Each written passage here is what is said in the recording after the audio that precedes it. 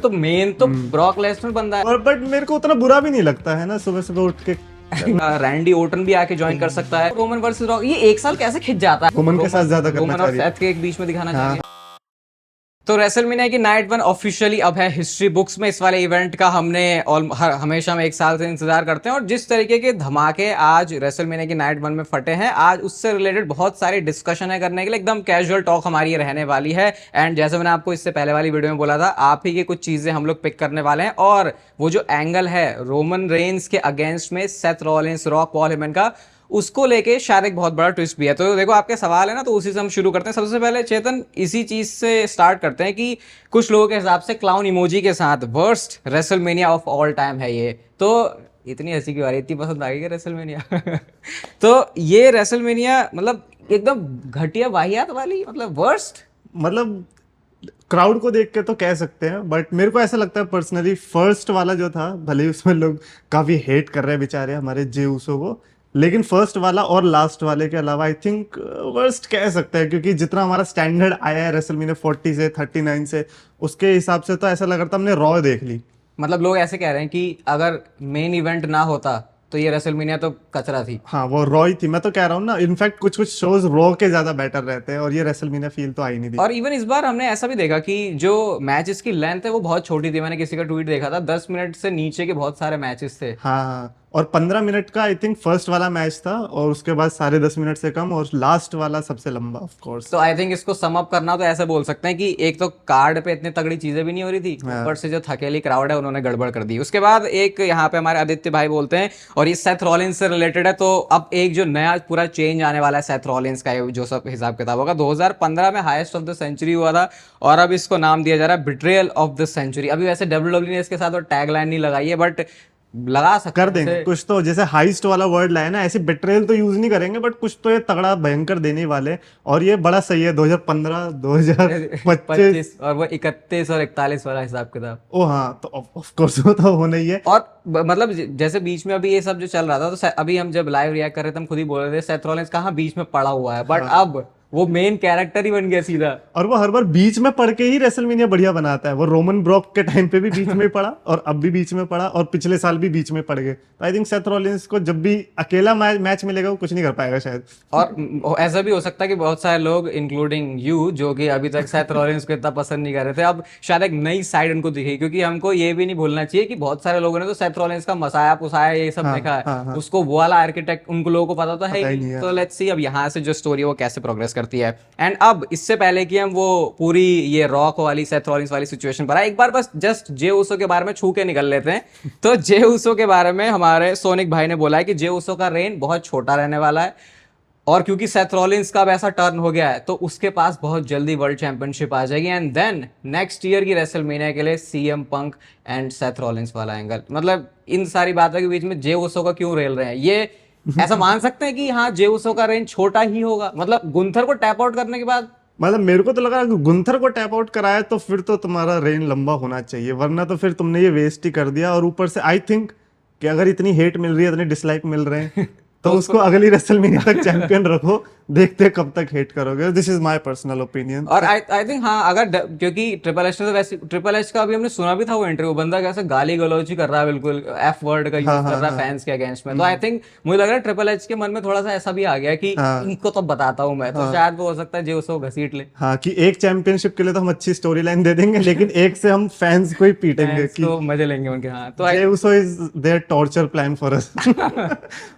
But मेरे को उतना बुरा भी नहीं लगता है ना, सुबह सुबह उठ के करने में मजा आता है। तो वो एक अलग एलिमेंट है। और यहाँ से इंटरेस्टिंग तो होगा वैसे कि अब, क्योंकि कोडी रोड्स के बारे में जैसे बोल रहे थे कि स्टोरी फिनिश हो गई है वो, उसके बाद कोडी रोड्स के ऊपर नजरें थी। अब आई थिंक भाई सेम केस जे उसो के ऊपर है। बुरा ये है कि कोडी रोड्स के साथ तो फिर भी 2-3 महीने बाद पलटू हुए थे, ये तो अभी ही डिसलाइक्स वगैरह ठोकने शुरू कर दिए। ये तो पहले से ही इसके खिलाफ थे, बट ठीक है, छू के निकलना था। आगे क्या है? ओके, तो अगला यहाँ पे सवाल तो नहीं, एक स्मॉल डिटेल है और मैंने इसको अपने रिव्यू में मिस कर दिया, तो मैंने सोचा इसको डिस्कस कर लेते हैं। यहाँ पे एक भाई बोल रहे हैं कि जब पॉल हेमन ने टर्न किया सीएम पंक के ऊपर तो उसके चेहरे पे वो शिकन लग रही थी, लेकिन रोमन रेंस के ऊपर जब किया तो भाई बंदा कह रहा है ले तेरे को सबक सिखा दिया मैंने। तो इसका कुछ है। आई डोंट नो, ये तो बड़ा कंफ्यूजिंग ही लगा मेरे को। ऐसा लगा कि शायद से वो सीएम पंक पे करना नहीं चाह रहा था, या ये भी हो सकता है कि वो रोमन रेंज को दिखाने के लिए सीएम पंक के साथ ऐसा किया होगा कि अभी उसके साथ भी तो टर्न करना है। तो आई थिंक वो अपना पूरा बिल्कुल कि मैं इतना घटिया आदमी बनने वाला हूँ उसको वो रोक के रख रहा था, या मे बी आगे जाके लॉन्ग टर्म स्टोरी टेलिंग कह के वो बोल देंगे देख मैंने सीएम पंक को तो दिल तोड़ के मारा था लेकिन रोमन के ऊपर पूरा हमला बोला था। तो हो सकता है स्टोरी निकाल ले, बट हाँ लोगों ने अप्रिशिएट भी बहुत किया। पवन का यहाँ पे कॉमेंट भी है कि जो पॉल हेमन के चेहरे पे एक्सप्रेशन आ रहे हैं भाई, मतलब वो हमेशा ही कमाल के थे, यहाँ पे तो वो एकदम से मतलब हमने इस पूरे सेगमेंट में पॉल हेमन के कितने रूप देख लिए। पहला जब वो बंदा आया तो सीएम पंक के साथ खुश था, रोमन रेंज के साथ आंखें मिली तो फिर थोड़ा वैसा नर्वस हो गया कि अरे यार मैं क्या करूं क्या करूं। उसके बाद जब वो टर्न हुआ पंक पे तो अलग, फिर जब सेथ का साथ हो गया तो अलग, फिर उसके बाद जाते हुए अलग। तो ये तो बात सही है भाई। और मतलब सोचो ये तो कोई यहाँ पे तो कोई चैंपियनशिप भी नहीं है, यहाँ पे वो पॉल हेमन के लिए लड़ाई हो रही थी और उसने ही एंड में क्या कर दिया। मैं तो कह रहा हूँ कौन थे वो लोग जो कह रहे थे ईओ स्काई वाले मैच को मेन इवेंट करना चाहिए, कैसे इस वाले मैच के ऊपर तुम उसको कैसे मेन इवेंट करवा सकते हो। और पॉल हेमन भाई इतना चालाक है, पता नहीं मेरे को लग रहा था कि काश अगर वो सेथ पे भी टर्न कर देते तो ज्यादा मजा आ जाता। मैंने कहा सबको ही टर्न करो, बट हाँ बट फिर अगर ऐसा हो जाता तो उसका साथ कौन देता फिर उसका, फिर तो I don't think so Paul solo Sikoa. अब लोग सोलो सिकोवा के लिए क्या बोल रहे हैं, कोई लोग अभी हम डिस्कस ही कर रहे थे उसको कि सही किया सोलो सिकोवा ने पॉल हेमन को मार के उसको मारा। अब बेचारा सोलो सिकोवा के लिए बुरा तो लगा यार कि उसको सिर्फ क्या मिला, वो जेकब फाटू के साथ छोटी सी एंट्रेंस है। ही वाज सेइंग कि उसको पैसे मिले होंगे या नहीं रेसलमेनिया के लिए, which was a legit question. हाँ क्योंकि भाई जब 4 सेकंड के लिए दिखोगे तो पैसे वैसे क्या मिलेंगे। लेकिन कितना अजीब है, जब सोलो सिकोवा के साथ पॉल हेमन था तब कोई इतना बड़ा एंगल हुआ नहीं, और अब जब पॉल हेमन अपने बिल्कुल पीक पे है तो बेचारे सोलो सिकोवा को साइड गया। इस बात का रोना तो मैं तब तक रोता रहूंगा जब तक सोलो सिकोवा के साथ कुछ तगड़ा नहीं हो जाता। और उसको जब ट्राइबल चीफ का टैग दिया ही था, भले ही कैसा भी दिया था, लेकिन उसके साथ ऐसा तो नहीं होना चाहिए था। उससे ज्यादा अच्छा टाइम रे फिनिक्स को मिल गया जो कि अभी आया बेचारा। इसलिए फिर लगता है कि यार चाहे विंस हो चाहे ट्रिपल एच हो, कुछ चीजें डब्ल्यूडब्ल्यूई में जैसी हैं वैसी ही रहने वाली है। चाहे मैं चले जाऊं चाहे कोई भी चला जाए उस वैसी रहने वाली है। एक यहाँ पे हमारे भाई साहब सन्नी का भी कमेंट है, वो लिखते हैं कि 3 साल से वीडियो देख रहे हैं और सीएम पंक को पिन होना चाहिए था, ओटीसी को नहीं। आई थिंक मतलब एक रोमन के फैन के पर्सपेक्टिव से शायद उन्होंने लिख दिया, बट अगर रोमन रेंज पिन हुआ है तो आई थिंक जब ट्रिपल थ्रेट मैच के अंदर कोई बंदा पिन होता है तो ऐसा ही नहीं हो जाता वो।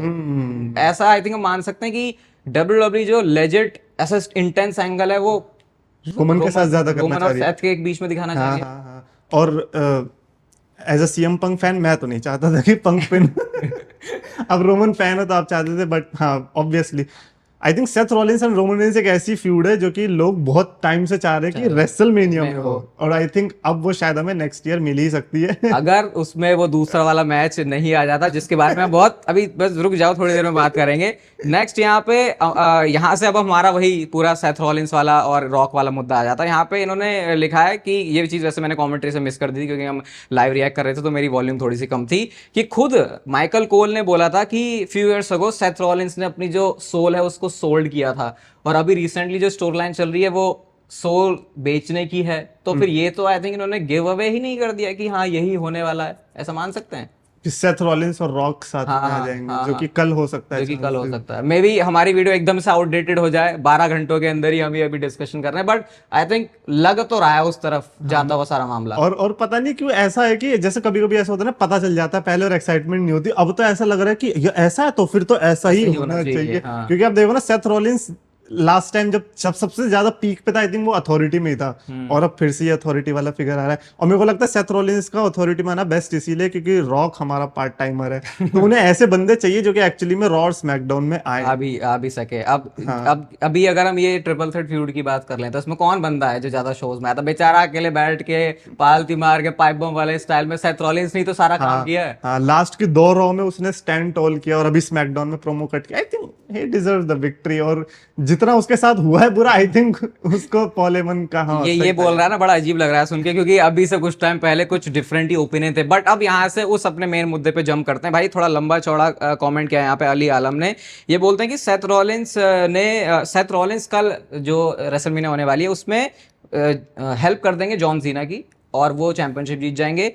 रॉक के साथ वो जुड़ जाएंगे और फिर CM Punk and Roman Reigns के पास दूसरा कोई ऑप्शन बचेगा ही नहीं कि वो अपनी जोड़ी बनाए ही बनाए। और अब तो एक रीजन है, जैसे हम अपनी एक बात बोलते हैं कि दुश्मन का दुश्मन दोस्त होता है, तो वो हो गई ये सिचुएशन है, भले ही कितने ही गुस्से में रहे होंगे पंक एंड रोमन रेंस। और उसमें फिर ये पूरी अथॉरिटी वाली स्टोरी लाइन की, उसमें फिर अब ड्रू मैकिंटायर भी आ जाएगा और फिर उधर से रैंडी ओर्टन भी आके ज्वाइन कर सकता है, कोडी रोड्स भी हो सकता है। तो उधर ये चार बंदे अब रॉक के फिजिकल होने को लेके हम कुछ कह नहीं सकते, लेकिन ये यहाँ से लीड कर सकता है। एंड ये पूरा जो साल है, चाहे आप समर स्लैम बोलो, सर्वाइवर सीरीज बोलो, सब कुछ जाके कल्मिनेट करेगा उस बड़े मैच की तरफ जो कि अभी हम डिस्कस कर ही रहे थे, रोमन रेंस वर्सेस रॉक। अगर ये फाइनली हो रहा है, एक किसी ने फनी वे में लिखा भी है यहाँ पे, कहते हैं कि अगले साल इस टाइम पे सब बोलेंगे कि अगले साल 2027 के रेसलमेनिया में रोमन वर्सेस रॉक होगा। तो ये रोने लग रहा है, रोने के टाइम आ रहे हैं हमारे जो कि 3 साल से हम ऑलरेडी रो ही रहे हैं, Roman versus rock. I think ये उस पॉइंट पे होगा जब गोल्डबर्ग वर्सेस अंडरटेकर जैसा मैच हुआ था ना, उस तरीके से हमें रोमन वर्सेस रॉक एक दिन देखने को मिलेगा and everybody is going to hate it.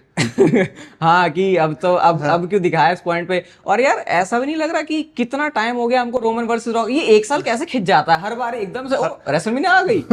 ये 38 39 से चल रहा है। हाँ, रोमन रॉक का तो बहुत पहले से चल रहा है, बट हाँ, ये अगर ड्रू मैकिंटायर वाली सिचुएशन, अगर ये सब सारे सुपरस्टार्स वॉर गेम्स की तरफ ले जा रहे हैं एंड देन वहां से रेसलमेनिया, तो आई थिंक हमारा एक साल तो पूरा पेटी पैक हो ही चुका है। हाँ, सिर्फ इस एंगल की वजह से। बस अगर कल रेसलमेनिया की नाइट 2 में ये ऐसा वाला जो बम है वो फोड़ देते हैं, और फिर यहाँ पे 2015 से भी कंपैरिजन हो रहा है। ये भाई साहब बोल रहे हैं यहाँ पे कि जैसे रोमन रेंस की अथॉरिटी के अगेंस्ट स्टोरी लाइन थी, अब अथॉरिटी के अगेंस्ट स्टोरी लाइन है, लेकिन ये बिग डॉग नहीं है, ये ट्राइबल चीफ है, मालिक साहब विंस मैकमैन नहीं है, ये है ड्वेन द रॉक जॉनसन।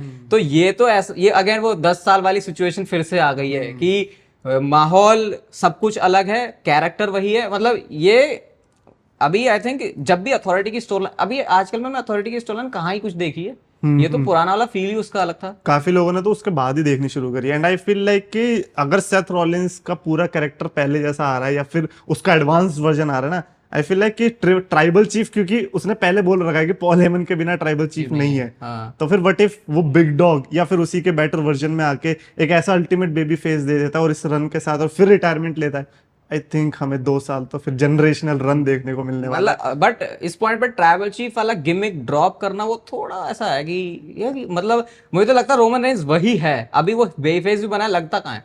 हाँ, मतलब या तो कैरेक्टर हमें दिखे ही ना कि हाँ जो वो अभी कर रहा है वैसे ही करता रहे, बस अपनी वैल्यूज के साथ। आई थिंक वही है फिर बिग डॉग भी। ये बिग डॉग की वो भी तो है कि भाई सारे ऑड्स उसके अगेंस्ट होते हैं, तो वो सिचुएशन तो आ गई है। बस इसके तो फैमिली इसके अगेंस्ट हो गई, तो ऑड्स तो इसके अगेंस्ट है ही, तो ऑब्वियसली यार। वैसे ब्लड लाइन की स्टोरी के बारे में हम कहाँ ऐसे नहीं पूरे गाने गा रहे थे कि वो ये ब्लड लाइन रोजगार योजना है, ये अचानक से किधर चले गए सब, पता ही नहीं किसका कहाँ कौन नाच रहा है। बस वो जिमी और जे दिख रहे हैं, बट वो तो ऊसोज ही थे पहले से। और जो जे दिख भी रहा है उसको गालियां पड़ रही है।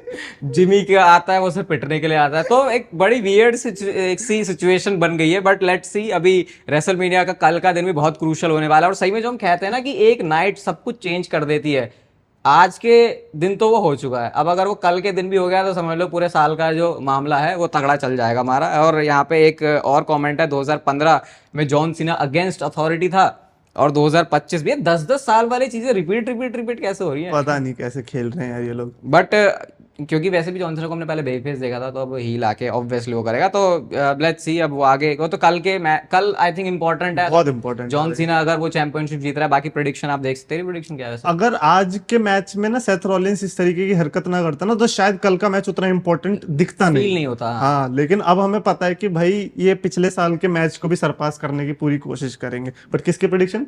जॉन सीना और कोडी रोड्स में।